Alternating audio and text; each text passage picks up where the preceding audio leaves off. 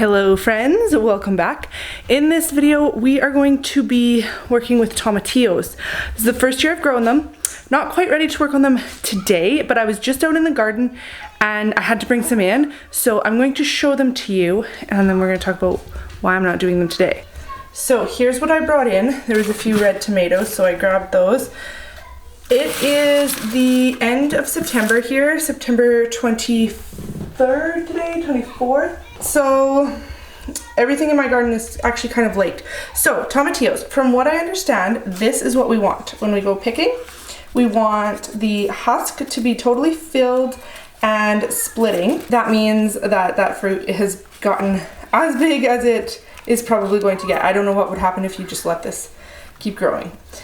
I went into the garden and noticed that there was a bunch of these yellow ones on the ground. They had already fallen. So I went ahead and picked them because obviously they're overripe and they've fallen.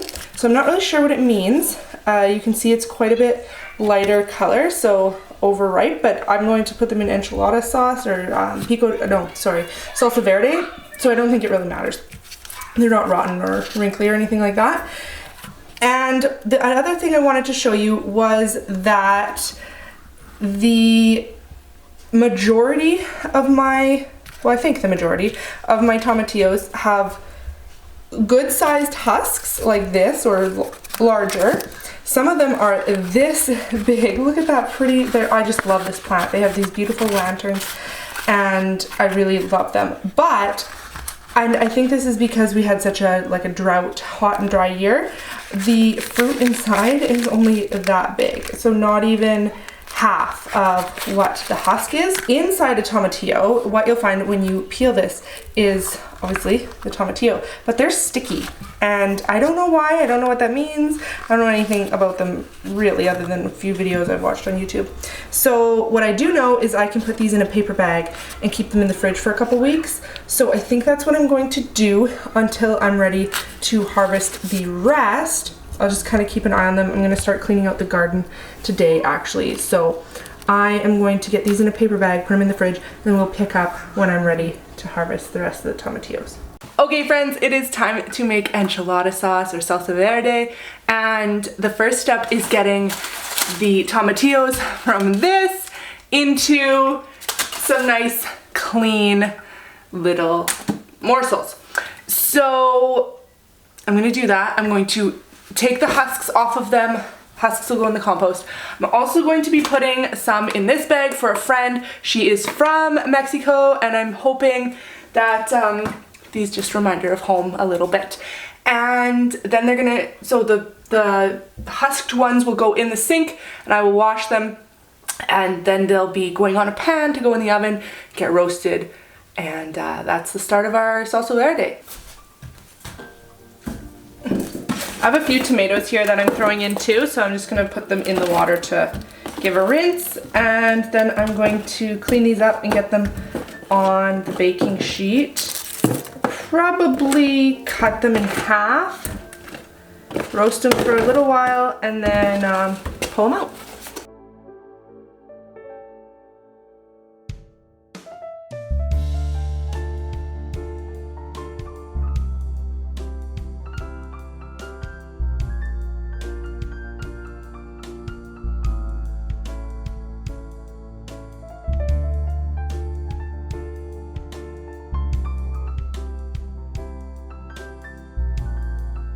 Alright, I've checked the veggies. They could go just a little bit longer, so I'm actually going to turn them on broil, get some of that char color coming up, and then I'm going to pull them out, and it looks like it's time to get them into the pot along with the rest of the ingredients.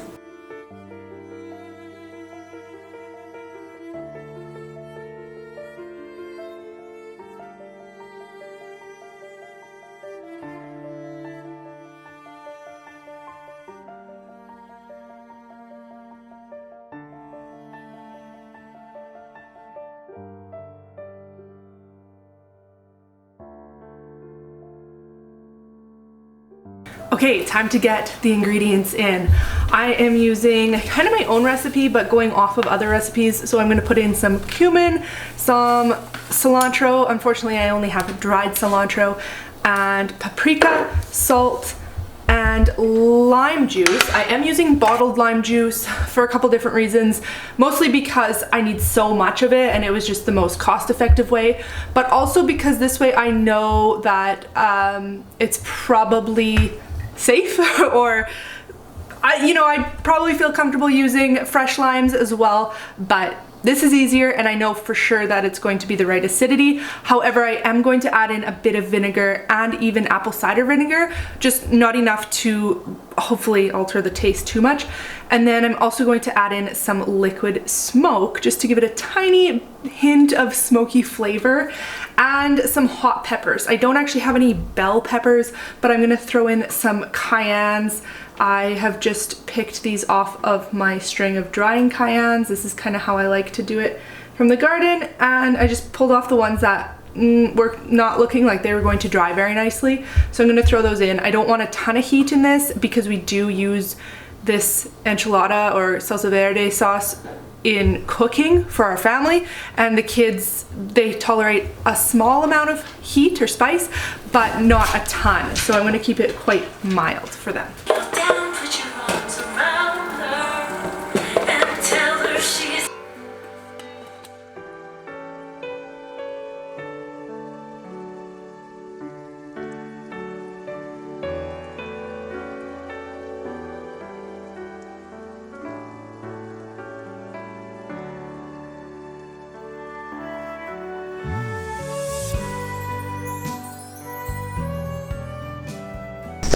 And the final process here is getting it back in the pot just to reduce a tiny bit more. We do want this to be more of a liquidy sauce than a chunky thick salsa.